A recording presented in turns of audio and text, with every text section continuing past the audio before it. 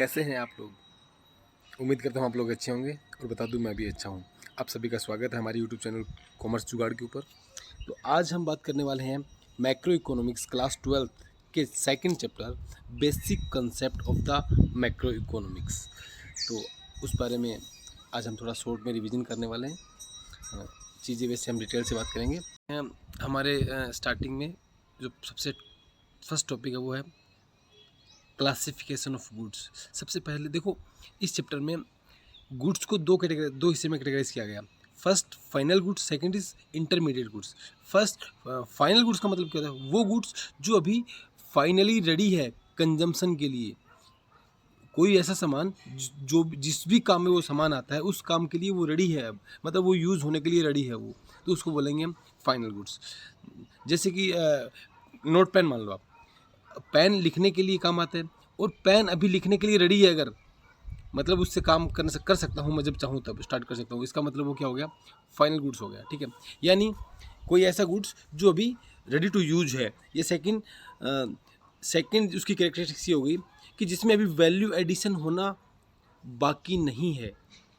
इसका मतलब वो प्रोडक्शन की बाउंड्री लाइन को क्रॉस कर चुका है। और थर्ड वाली कैरेक्टरिस्टिक्स क्या बोलती है कि फाइनल गुड्स हमेशा नेशनल इनकम की कैलकुलेशन में शामिल होता है।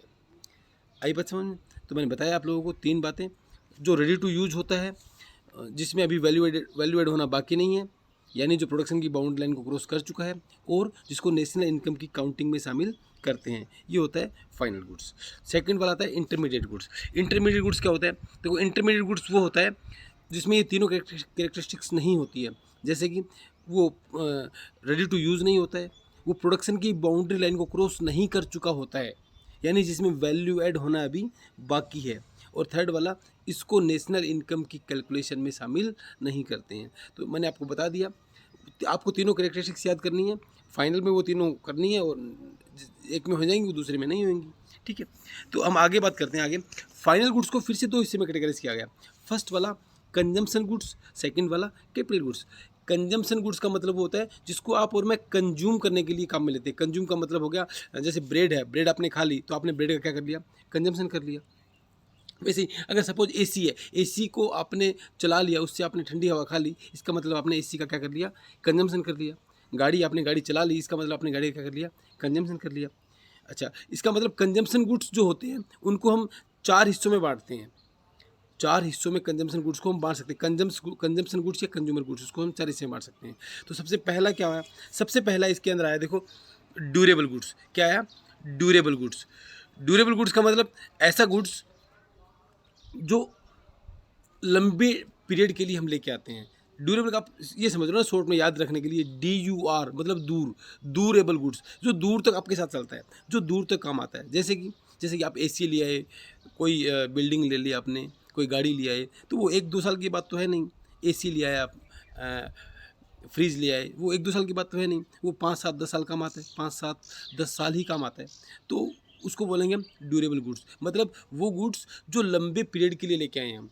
ठीक है, उसको बोलेंगे ड्यूरेबल गुड्स। सेकंड वाला आया सेमी ड्यूरेबल गुड्स, यानी जो दूर तक तो काम आएगा लेकिन बहुत ज़्यादा दूर तक काम नहीं आएगा। जैसे कि मैंने जो ड्रेस पहनी है, ये जनरली 1 साल काम आती है, तो इसको बोलेंगे हम सेमी ड्यूरेबल गुड्स। ठीक है, थर्ड वाला है नॉन ड्यूरेबल गुड्स, यानी जो बिल्कुल नहीं चलेगा दूर तक। जैसे कि बताया मैंने आपको, आप बिस्किट का पैकेट लेके आए, आपने बिस्किट खा लिया, यानी बस अब बिस्किट लेके आए, अभी का अभी खा लिया, अभी का अभी खत्म हो गया वो।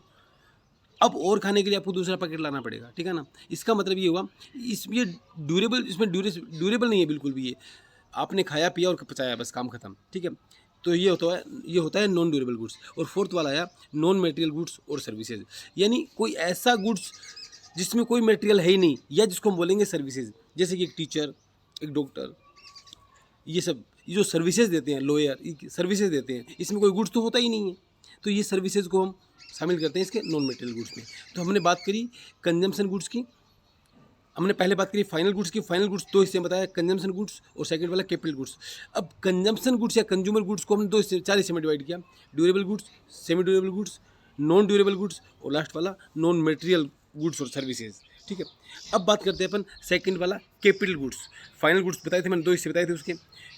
फाइनल गुड्स के दो हिस्से बताए थे मैंने आप लोगों को, एक तो कंज्यूमर गुड्स, सेकंड वाला कैपिटल गुड्स। तो अब हम बात करते हैं कैपिटल गुड्स की कि कैपिटल गुड्स क्या होता है। कैपिटल गुड्स का मतलब ऐसा कोई सामान, ऐसा कोई असेट जिसको आपने फर्दर प्रोडक्शन के लिए या किसी और लोगों को सर्विस देने के लिए, जैसे कि मैं घर पे कूलर लेके आया, वो कूलर चलाने के लिए हवा ले रहा हूँ, इसका मतलब मैंने उसका क्या कर लिया, कंजम्पशन कर लिया। लेकिन अगर वही कूलर मैं बेचने के लिए लेके आ रहा हूँ या और लोगों को बेचने के लिए, तो वो मेरे लिए क्या हो जाएगा, कैपिटल गुड्स हो जाएगा। सपोज मेरा काम कूलर का ही, या सपोज मुझे फर्नीचर बनाना है, तो मैं आरा मशीन लेके आया लकड़ी काटने वाली, तो मेरे लिए क्या हो गई, वो कैपिटल गुड्स हो गई। आई बात समझ में? कोई व्हीकल लेके आया हूँ मैं, जो लंबे टाइम तक, जिसको मैं अर्निंग के पॉइंट ऑफ व्यू से लेके आया हूँ, वो क्या होगी, सारी कैपिटल गुड्स होती है, जिससे मैं आगे और फ्यूचर में कमाने की सोचता हूँ ज़्यादा। तो उन सबको शामिल करेंगे हम कैपिटल गुड्स में। कैपिटल गुड्स का मतलब कोई ऐसा गुड्स जो हम फर्दर प्रोडक्शन के लिए या किसी और को सर्विस देने के लिए लेके आए हैं। खास साथ इसके अंदर देखो, मशीन के साथ में नट बोल्ट लगे होते हैं, वो नट बोल्ट हालांकि फिक्स एसेट के साथ लगे होते हैं, लेकिन उनको हम कैपिटल गुड्स में शामिल नहीं करते हैं। अब दूसरी बात यह आई, capital goods generally fix asset होती है, क्योंकि जिसकी वैल्यू ज़्यादा वैल्यू के जो सामान होता है उसी को हम बोलते हैं फिक्स एसेट। तो उसको हाई वैल्यू के जो सामान होते हैं ना, उसके ऊपर एक बात और होती है, उस पर डेप्रिसिएशन लगता है। मतलब डेप्रिसिएशन का मतलब क्या होता है, डेप्रिसिएशन मतलब लगातार किसी चीज़ के यूज़ करने में उसके वैल्यू में होने वाली कमी को हम क्या बोलते हैं, डेप्रिसिएशन बोलते हैं। अब आता है एक इम्पोर्टेंट सवाल, इम्पोर्टेंट सवाल ये आता है कि all capital goods are producer goods but all producer goods are not capital goods. तो ये बात समझने से पहले आप एक बात समझो, प्रोड्यूसर गुड्स जनरली दो टाइप के होते हैं। प्रोड्यूसर गुड्स का मतलब वो गुड्स जो प्रोड्यूसर यूज़ लेता है। तो प्रोड्यूसर गुड्स दो टाइप के होते हैं, एक तो प्रोड्यूसर लेता है रॉ मटेरियल भी यूज़ लेता है, और दूसरा फिक्स असेट भी यूज़ में लेता है। रॉ मटेरियल मतलब जैसे प्रोड्यूसर को जो भी सामान बनाना है, एक सपोज प्रोड्यूसर को मिठाई बनानी है, तो उसके लिए रॉ मटेरियल क्या हो गया, बेसन, स्वीट्स, चीनी वगैरह, ये सब क्या हो गई, उसके लिए रॉ मटेरियल हो गया। अच्छा, फिक्स एसेट क्या हो गया उसके लिए, जो कढ़ाई वगैरह होता है वो सब क्या होगी, उसके लिए फिक्स एसेट हो गई। तो अब प्रोड्यूसर के पास में दो टाइप का सामान हो गया, रॉ मटेरियल भी और फिक्स एसेट भी। लेकिन सिर्फ फिक्स एसेट को ही कैपिटल गुड्स बोल सकते हैं, यानी रॉ मटेरियल को हम कैपिटल गुड्स नहीं बोल सकते हैं। तो आप जब भी ये सवाल आप लगा लो स्टार मार्क, जब भी ये सवाल एग्जाम में आए तो आप इसको ऐसे ही लिखना कि एक डायग्राम बना के देना, प्रोड्यूसर गुड्स, उसके दो डायग्राम बनाना, रॉ मटेरियल और उसका फिक्स एसेट, और फिक्स एसेट को आप बताना कैपिटल गुड्स। ठीक है, प्रोड्यूसर गुड्स दो टाइप के होते हैं ना, रॉ मटेरियल और फिक्स एसेट, जब और फिक्स एसेट को ही हम बोलते हैं कैपिटल गुड्स। यानी आप डायग्राम बनाकर ये बता सकते हैं बात कि all capital goods are producer goods but all producer goods are not capital goods, क्योंकि प्रोड्यूसर गुड्स में तो रॉ मटेरियल भी आता है, जबकि वो कैपिटल गुड्स तो नहीं है। तो अब ऐसे बता सकते हैं इसको डायग्राम बनाकर। ठीक है, तो आगे हम चलते हैं। देखो, आगे इसने बता रखा है, डिफरेंस दे रखा है दोनों में, कंजम्पशन गुड्स और कैपिटल गुड्स के अंदर। तो ये आप पढ़ सकते हैं, कोई ज़्यादा खास बात नहीं है। इंटरमीडिएट गुड्स के बारे में आपको बता ही चुका हूँ पहले, इंटरमीडिएट गुड्स के बारे में जिसने प्रोडक्शन की बाउंड्री लाइन को क्रॉस नहीं किया है, जो वैल्यू एडेड में शामिल नेशनल इनकम की कैलकुलेशन में शामिल होता नहीं है। ठीक है, ये सब बता दिया मैंने आप लोगों को। तो हम आगे चलते हैं। देखो, अब हमारा नेक्स्ट पॉइंट आता है component of consumption expenditure. Consumption मतलब उपभोग करने पे खर्चा, कौन सा खर्चा होता है उपभोग करने पे। तो बताया, देखो मतलब काम में लेने पे या कुछ चीज़ खाने पर हमारा कौन सा खर्चा होता है। तो वो बताया है कि जनरली आप जैसे लोग, मेरे जैसे लोग, हाउस होल्ड, देखो इसमें कंज्यूमर इकोनॉमी में कौन कंज्यूम करते हैं चीज़ों को, हाउस होल्ड करते हैं। आप जैसे और मेरे जैसे घरेलू लोग क्या करते हैं, चीज़ों को काम में लेते हैं, जैसे कि खाने पीने के लिए या कोई फर्नीचर हो गया, उसको वो सारा हम खर्चा करते हैं, उसको काम में घर पे लाने के लिए। ठीक है ना, तो खर्चा करते हैं हम। जो घरेलू लोग खर्चा करते हैं उसको बोलते हैं हाउस होल्ड खर्चा। सेकेंड वाला कंजम्पशन एक्सपेंडिचर आता है गवर्नमेंट वाला। अच्छा, गवर्नमेंट कौन सा खर्चा करती है भाई?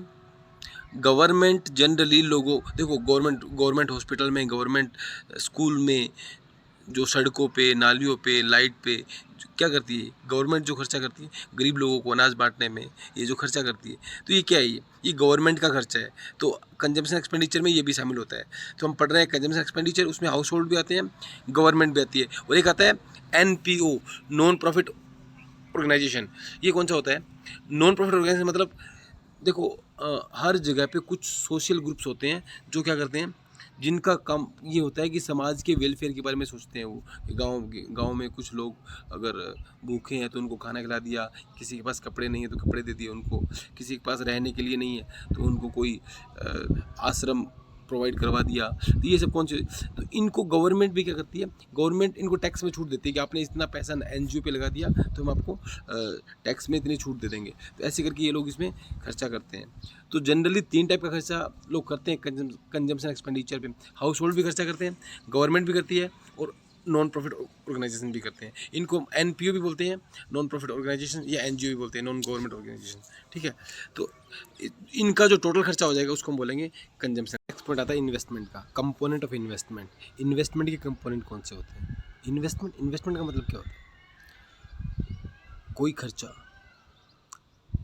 लिसन, 2 टाइप के होते हैं खर्चे, कंजम्पशन एक्सपेंडिचर और इन्वेस्टमेंट एक्सपेंडिचर। कंजम्पशन का मतलब आपने जो पैसा खुद के लिए लगाया, आपने सपोज 20 रुपये का मैंने गन्ने का जूस पी लिया, इसका मतलब मैंने इन्वेस्ट कर दिया क्या? नहीं, वो मैंने क्या कर दिया, कंजम्पशन कर लिया। ठीक है, अभी बात करें इन्वेस्टमेंट की। इन्वेस्टमेंट का मतलब आपने पैसा लगाया है, उस पैसे इस उम्मीद में कि आपके पास वो पैसा रिटर्न आएगा वापस। आपने कहीं 20 रुपये लगाया है तो आपको उम्मीद है कि 20 का 22 मिलेगा आपको, यानी 20 से ज़्यादा मिलेगा वापस आपको। ठीक है, तो इन्वेस्टमेंट इस तरीके से जो पैसा आप और पैसे ज़्यादा कमाने की उम्मीद में लगाते हैं पैसा, वो इन्वेस्टमेंट, उसको इन्वेस्टमेंट बोलते हैं।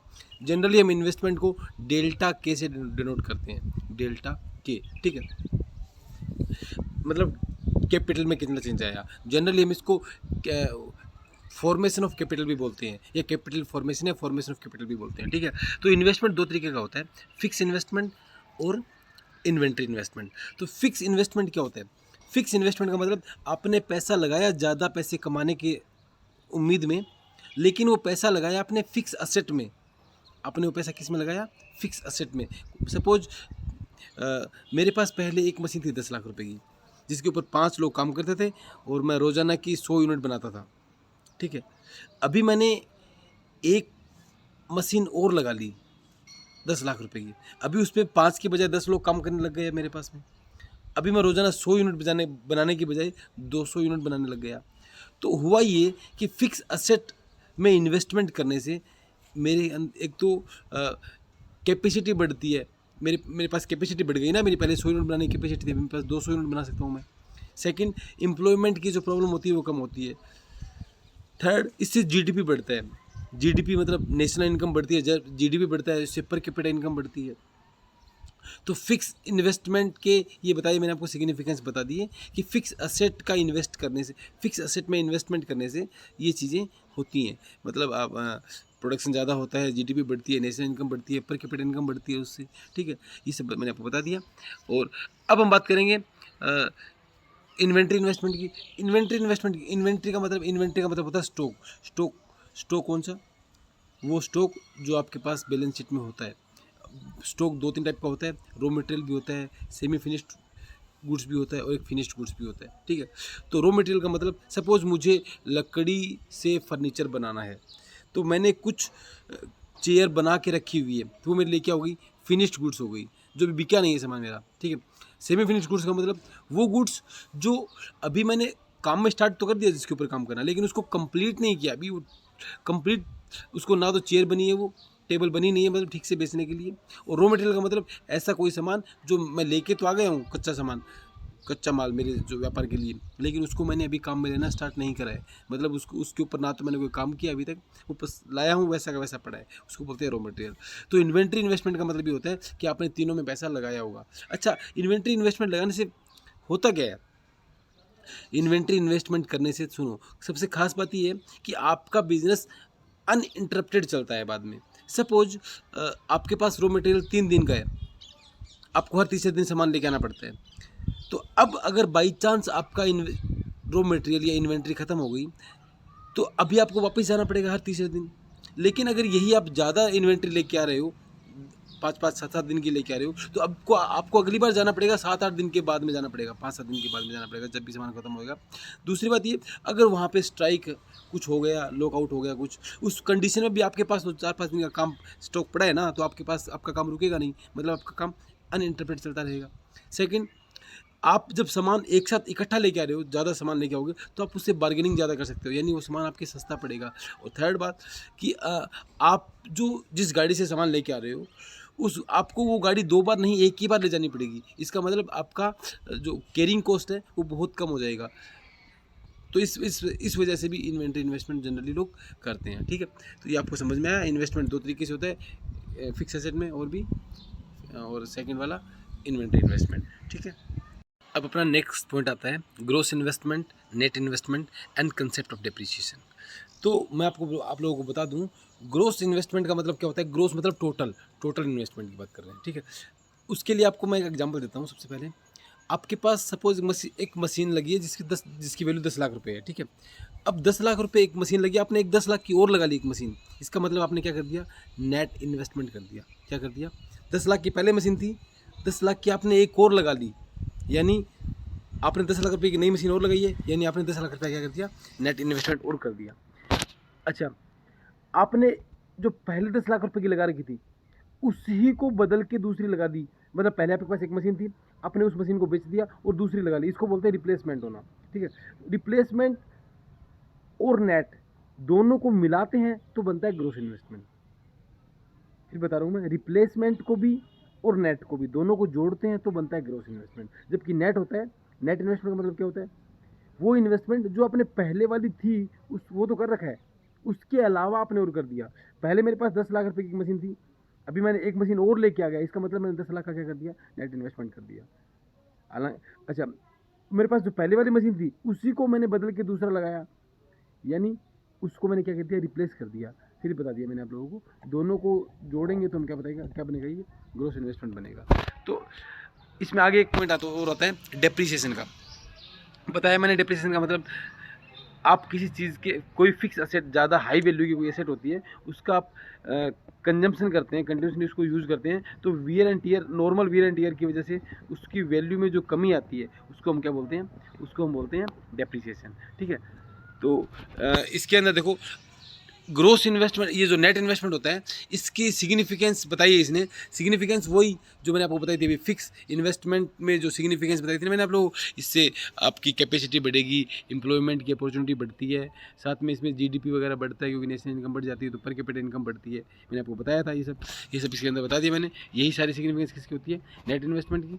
अब इसने ग्रोस इन्वेस्टमेंट और नेट इन्वेस्टमेंट के बीच में डिफरेंस दिखा रखा है, जो आप देख लेना, इसके अंदर कोई खास नहीं फर्क नहीं है। अब बात करते हैं आगे डेप्रिसिएशन की। बताया मैंने डेप्रिसिएशन का मतलब नॉर्मल वियर और टीयर की वजह से उसके अंदर जो वैल्यू में जो कमी आती है उसको हम शामिल करते हैं डेप्रिसिएशन में, ठीक है। अब डेप्रिसिएशन में जनरली एक्सीडेंटल डैमेजेस भी आते हैं, कि बाई चांस मेरी गाड़ी लेके आया था, 10 साल चलने वाली, कोई मशीन लेके आया था 10 साल चलने वाली थी, अभी 6 साल हुए थे मुझे, लेकिन उस मशीन में कोई पार्ट अचानक से टूट गया, मतलब वो मशीन अब ख़राब हो गई, तो वो क्या हुआ, ये एक्सीडेंटल डैमेज हो गया।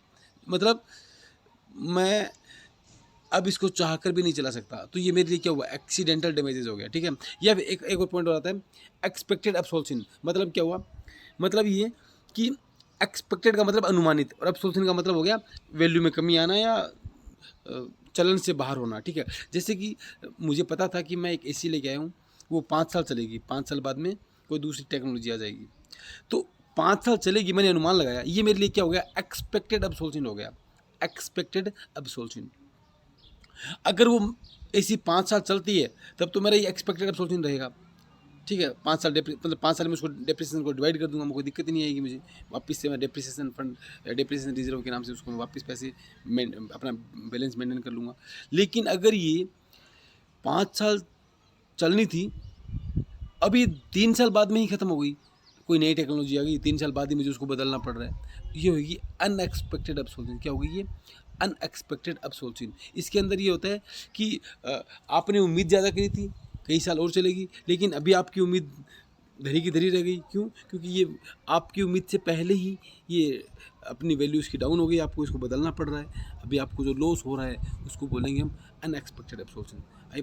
देखो, जैसे कि आपको पता है हमने कुछ समय पहले ही ये वीडियोज़ बनाना स्टार्ट करा है, तो बहुत सारी संभावनाएं हैं कि हमसे गलतियां भी होती हैं, अच्छे वीडियो बनते भी नहीं हैं मुझसे, जनरली में मुझे थोड़ा कम आइडिया है। तो आप लोग अपने सजेशन दिया कीजिए कि वीडियो में ऐसा कुछ था या नहीं था, या क्या आपको कहाँ पे सही नहीं लगा, मुझे बता दीजिएगा आप लोग। अच्छा, आपको वीडियो पसंद आती है तो इसको लाइक, कमेंट शेयर भी कीजिए और हमारा चैनल तो सब्सक्राइब कर ही लीजिए आप, ताकि पता चलता रहे ना कि हाँ हमारे जो कंप्यूटर हैं वो आ गए हैं और वो चेक कर रहे हैं मेरी videos. Okay, thanks a lot.